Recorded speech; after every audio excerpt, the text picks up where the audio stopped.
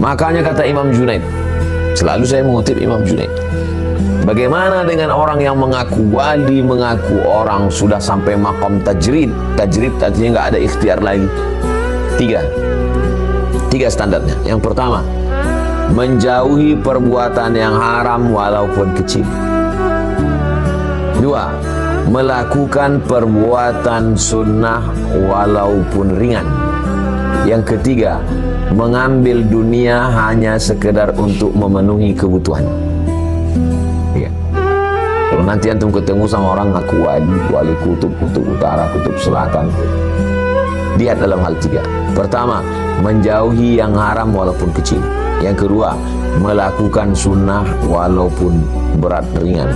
Yang ketiga, mengambil dunia hanya secukupnya saja. Kalau ada itu pada dia, mungkin dia wali. Itu pun masih kemungkinan, karena yang tahu wali itu cuma wali. Banyak orang berhasil sholat, tapi tak berhasil menenangkan hati.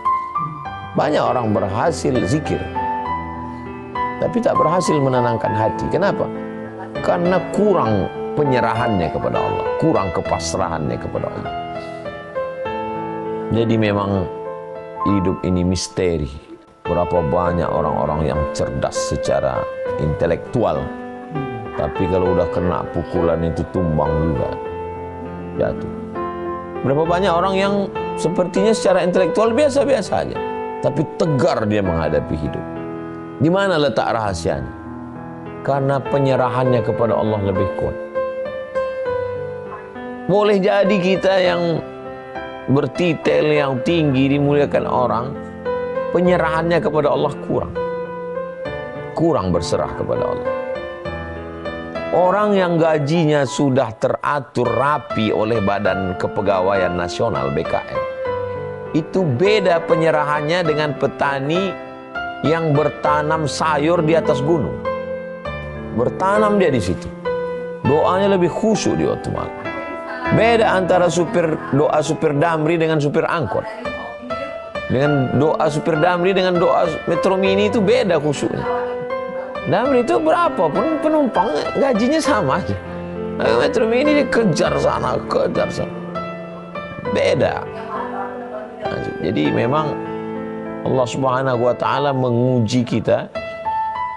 Bisa nggak kita menafikan segala ini, lalu kepemilikan itu kita katakan milik Allah. Dan keputusan ini adalah keputusan Engkau ya Allah, dengan tetap berdoa dan berusaha. Jangan mengukur kebahagiaan dengan benda, karena benda tidak membahagiakan. Kalaulah bahagia itu dengan benda, maka Fir'aun lebih bahagia daripada Musa. Kalaulah bahagia itu dengan jabatan, Namrus lebih bahagia daripada Ibrahim.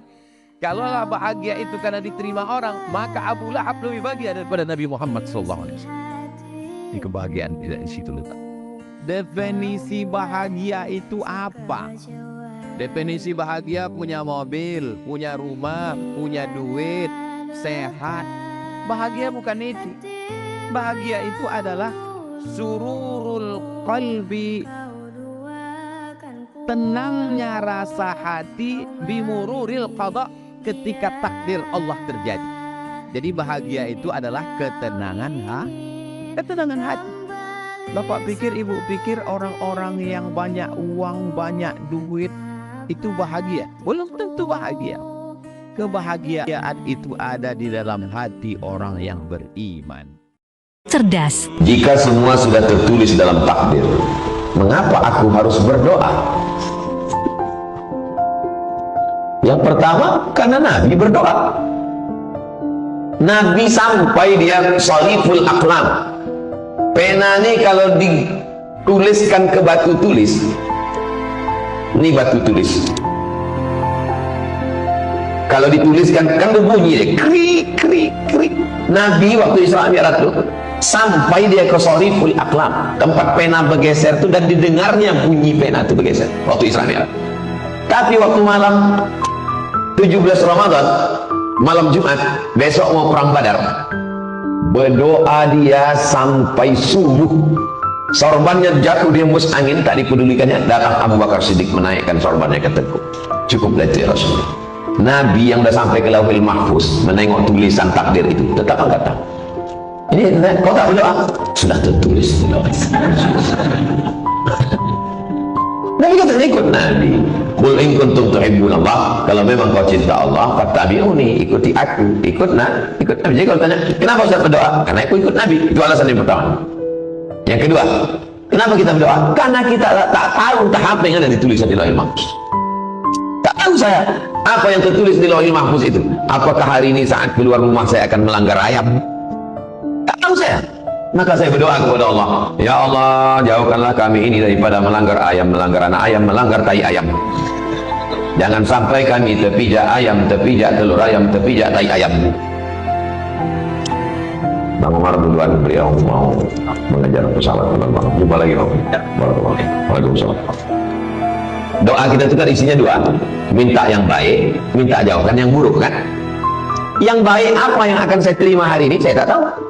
Yang buruk apa yang akan saya terima hari ini pun saya tak tahu. Karena tak tahu, itulah saya meminta.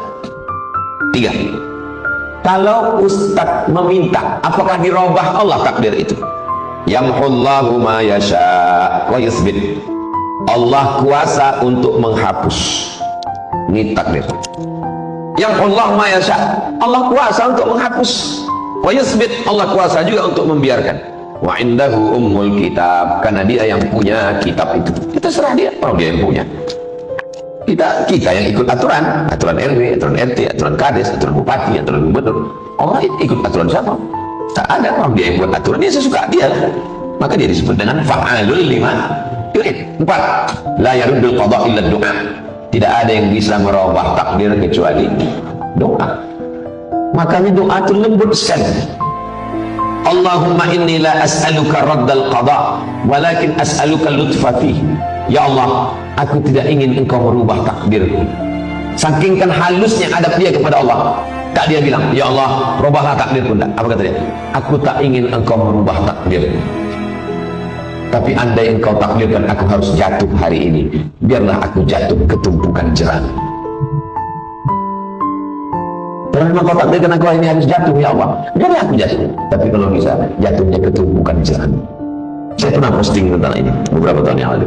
Saya tulis, Allahumma inni la as'aluka raddal qada walakin as'aluka lutfa fi. Ya Allah, aku tak ingin engkau rubah takdir, biarlah macam itu. Tapi kalau kau takdirkan aku harus jatuh hari ini, biarlah aku jatuh dalam tumpukan jerami.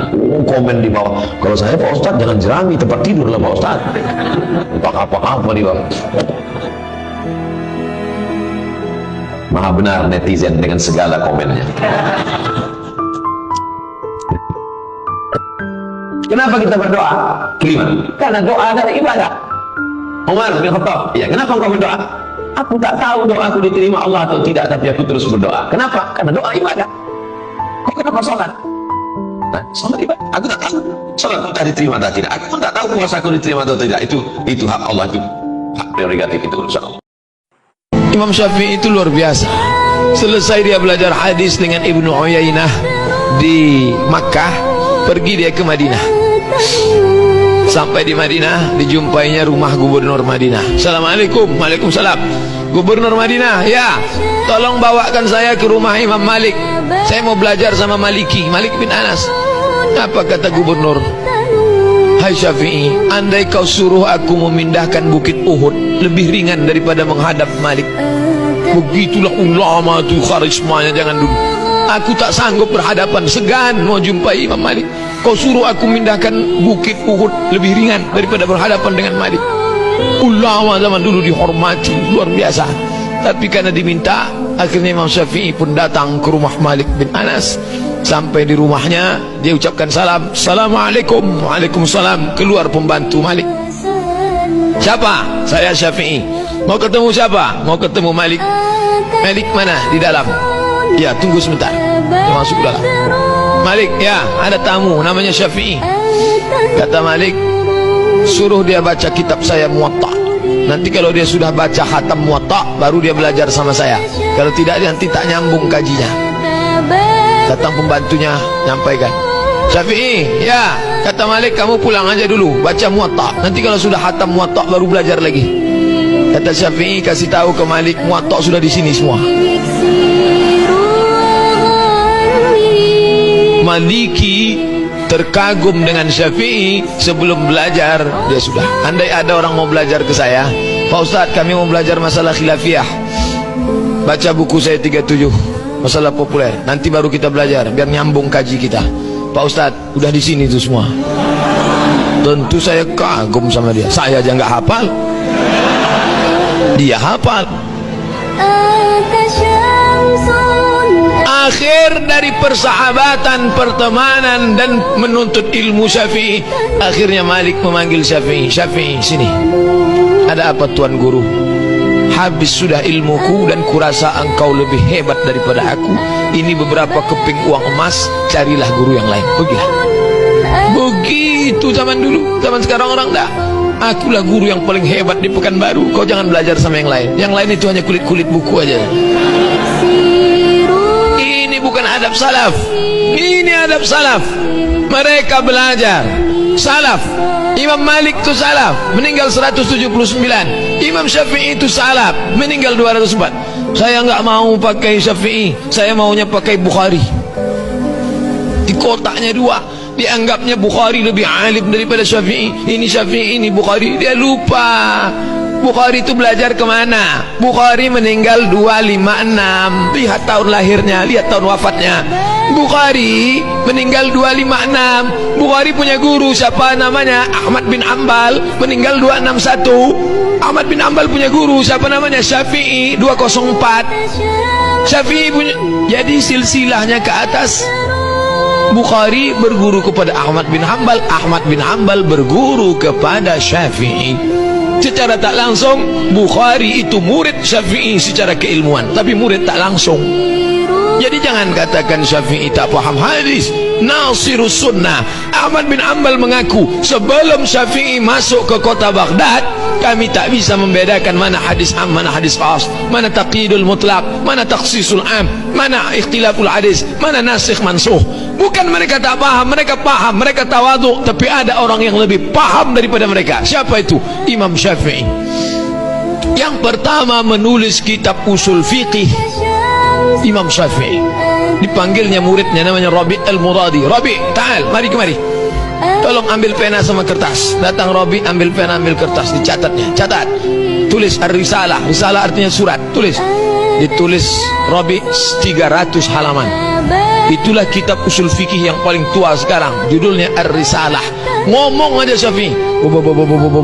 Tidak pakai laptop, tidak pakai copy paste, tidak pakai kitab, tidak pakai google.com. Ini merasa alim hebat, ngajar, mati lampu hilang hadis.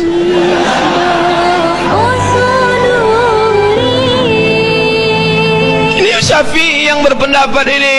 Kalau sombong baru haram, kalau tak sombong tak sampai kepada haram. Yang ngomong siapa? Jadi jangan bilang kata Abdul Somad, kamu kenapa gini? Kata Ustadz Somad, Somad tak ada apa-apanya. Somad itu cuma tukang tulis terjemah. Kebetulan suaranya kuat, dia ngomong. Yang pertama, sebagai lautan paling berbahaya di dunia, ada segitiga Bermuda. Segitiga Bermuda merupakan salah satu laut paling berbahaya di dunia. Bahkan, namanya sudah melegenda di dunia kelautan dunia. Segitiga Bermuda merupakan sebuah tempat yang mengandung misteri besar, di mana sudah sangat banyak kapal ataupun pesawat yang hilang secara misterius saat melewatinya. Segitiga Bermuda membentang di bagian Samudra Atlantik Utara, antara negara bagian Miami, Puerto Rico, dan Bermuda. Dikenal juga dengan sebutan segitiga setan. Menurut laporan majalah The Sun, lautan paling berbahaya di dunia tersebut telah menelan lebih dari 1.000 jiwa dalam 100 tahun ini. Banyak kasus kecelakaan dan hilangnya kapal hingga pesawat terbang saat melintasi kawasan segitiga Bermuda ini.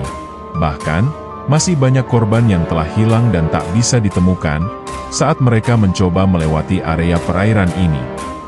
Segitiga Bermuda dikenal memiliki pusaran air dan angin yang sangat mengerikan.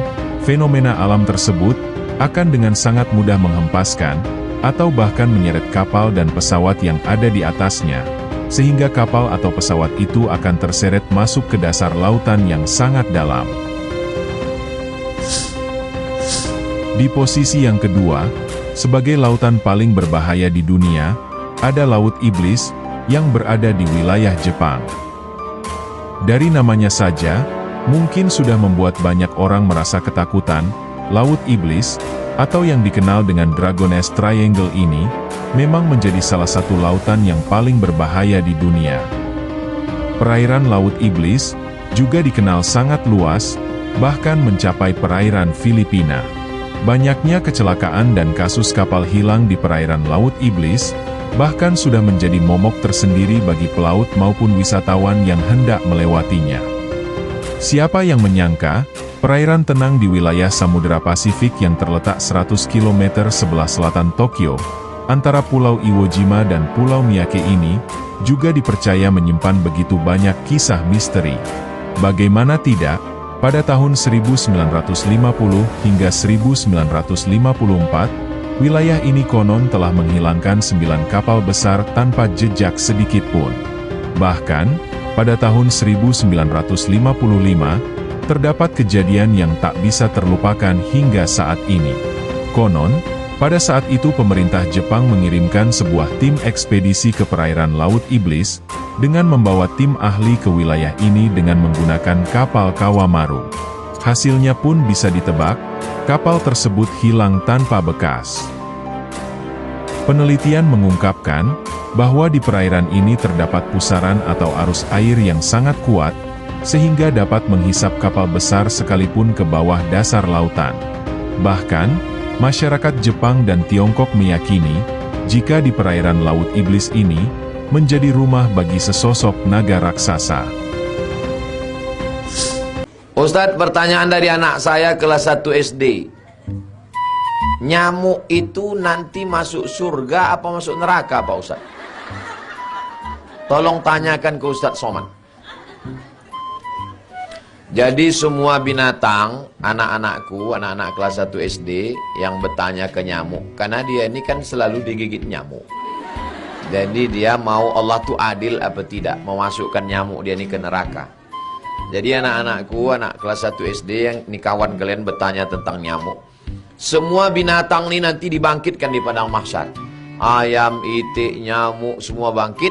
Lalu kemudian dengan satu kalimah Allah mengatakan, kunu turaban, wahai semua binatang berubah kalian jadi tanah. Maka nyamuk, kucing, ayam, harimau semuanya berubah menjadi tanah. Waktu itu orang kafir berkata, wa yaqulul kafiru ya laitani kuntu, andai aku jadi tanah. Maksudnya, andai aku dulu binatang, waktu di dunia binatang, maka di akhirat jadi tanah. Maka nyamuk yang menggigit kau itu nanti jadi tanah. Jelas?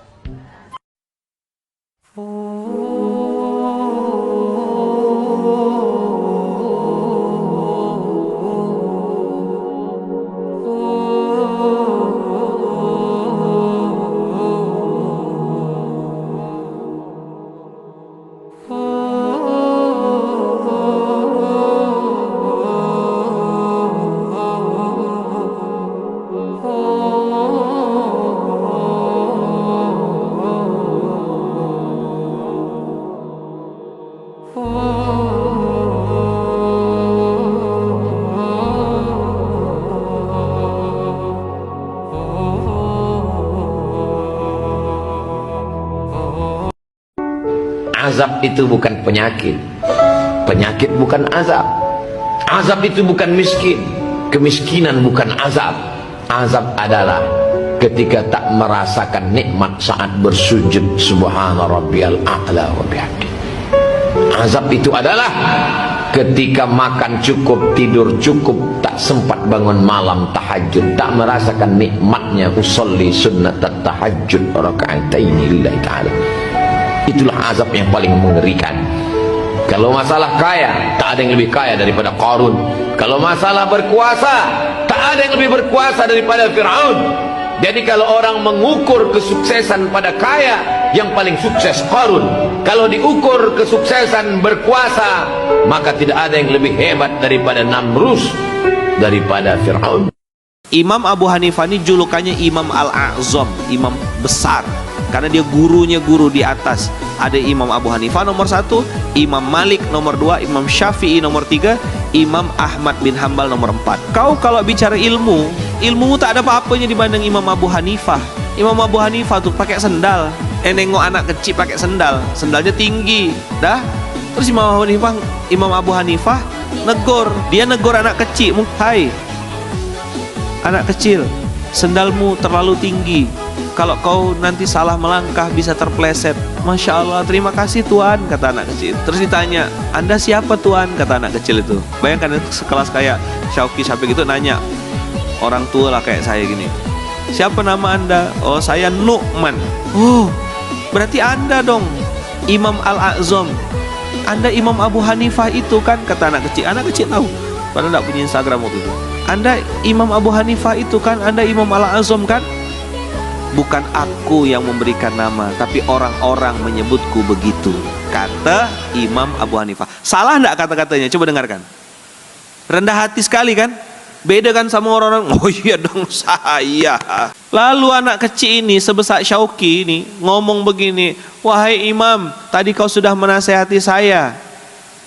Bolehkah saya menyampaikan sesuatu kepadamu? Sendal yang saya pakai ini bisa membuat kaki saya terluka, tapi nama besarmu kalau kau salah melangkah bisa menggelincirkanmu ke neraka. Tersungkur Imam Abu Hanifah, nangis sesenggukan.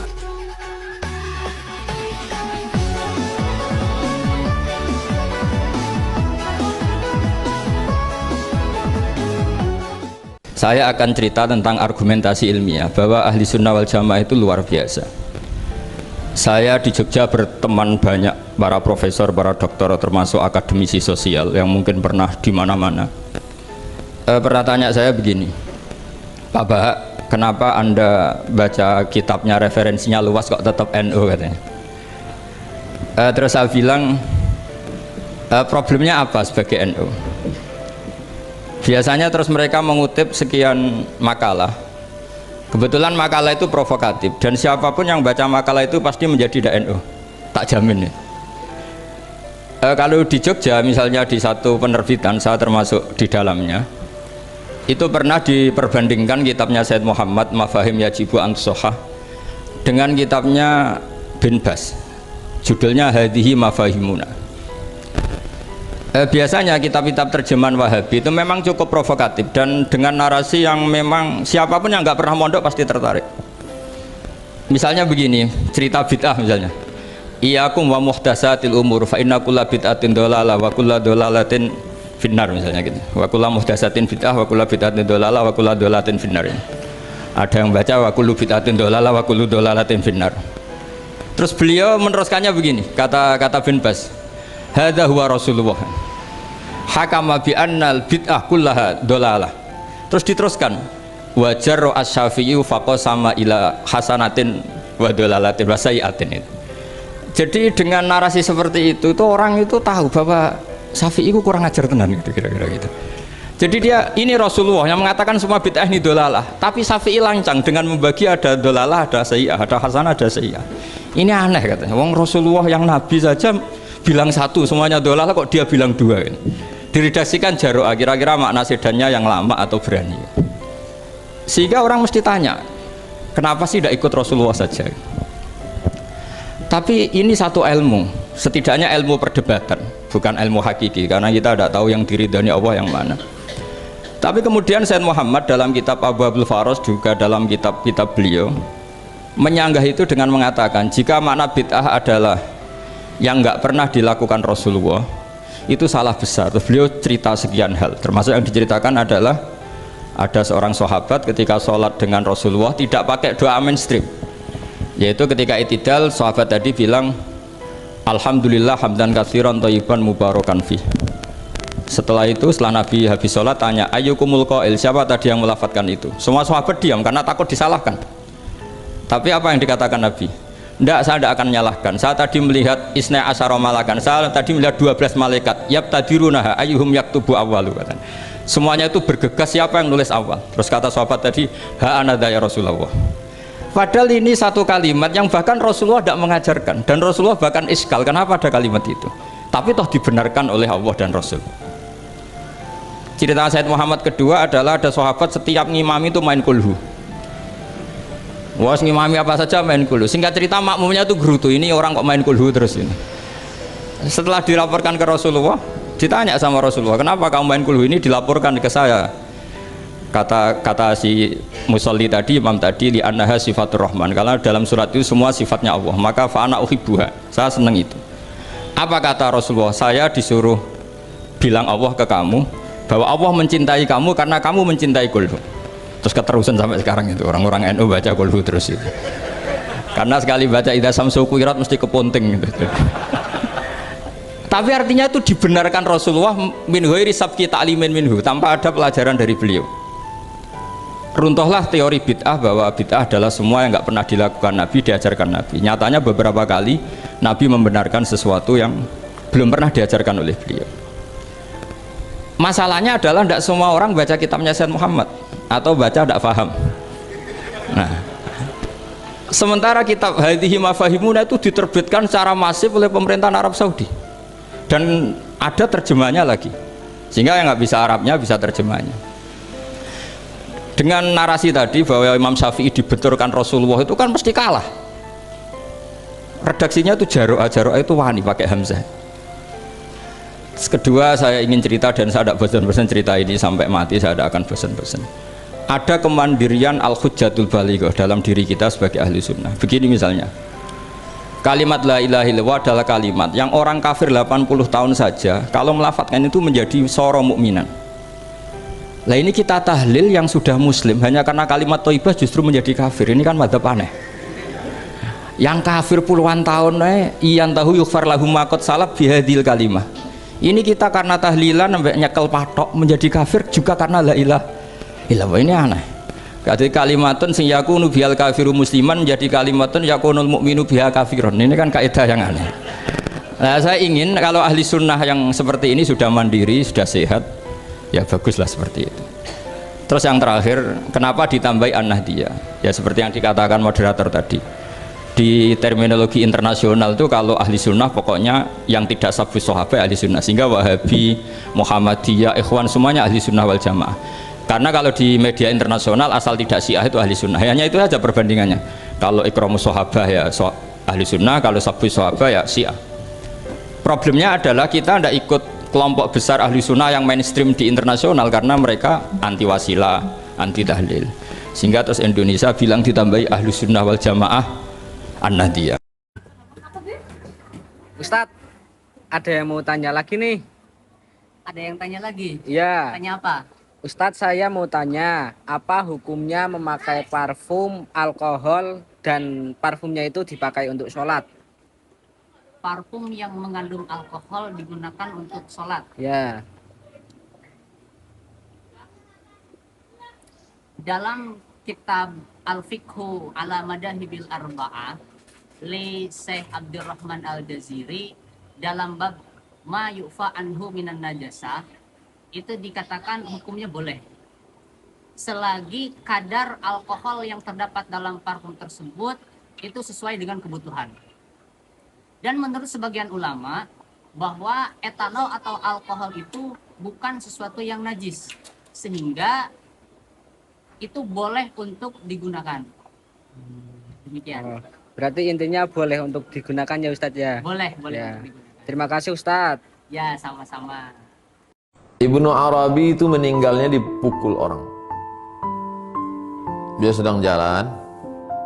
Pas dia sedang jalan, tiba-tiba ada pejabat-pejabat, orang-orang kaya. Assalamualaikum Tuan. Waalaikumsalam. Mereka mengetes ilmu dia. Aina Allah? Di mana Allah itu Tuan? Kata dia, tahta qadamayya hadha. Allah itu di bawah tapak kakiku. Oh, ngamuklah mereka. Syirik, sindik, kafir, dipukul mereka, meninggal. Karena mengatakan Allah di bawah tapak kaki. Setelah meninggal dikebumikan sekian lama, ada yang penasaran. Tempat dia tegak itu digali orang. Digali tempat kaki dia waktu dia pukul itu, ditemukanlah peti isinya emas. Baru orang paham, oh, Yang dimaksudnya Tuhan itu ada di bawah tapak kaki, itu maksudnya Tuhan kalian. Pejabat-pejabat, Tuhan kalian ada di bawah tapak kakiku ini. Apa Tuhan pejabat itu? Emas itulah itu. Emas itulah Tuhannya. Bahasa Arabnya Bapak apa? Salah, harusnya hamzahnya hamzah koto. Oh. Sekarang bahasa Arabnya perempuan apa? Salah, harusnya hamzahnya hamzah wasol. Gimana sih cara bedainnya? Ada yang pakai hamzah wasol, ada yang pakai hamzah koto. Nih, antum catat ya, semua isim itu menggunakan hamzah koto. Kata antum, semua isim menggunakan hamzah koto. Lah kok ini menggunakan hamzah wasol? Bentar dulu. Semua isim itu menggunakan hamzah koto kecuali ibnun, ibnatun, ibnumun, imruun, imro'atun, ismun, istun, isnaini, isnataini, imunullah. Udah nih, 10 aja. Ada lagi nih, semua isim masdar dari fi'il khumasi dan sudasi. Contohnya ada di caption nih. Markas Arabia berbasis multiple intelligence. Ngobrollah dengan orang yang membangkitkan semangat kita. Jangan ngobrol sama orang yang menjatuhkan semangat kita. Saya kalau ngomong sama orang 5 menit, ngomongnya itu menjatuhkan semangat, saya tinggalin. Tuh apa ngomong sama dia? Saya mau ngomong sama orang yang membangkitkan semangat, yang membuka cakrawala berpikir, yang mengangkat saya dari keterpurukan.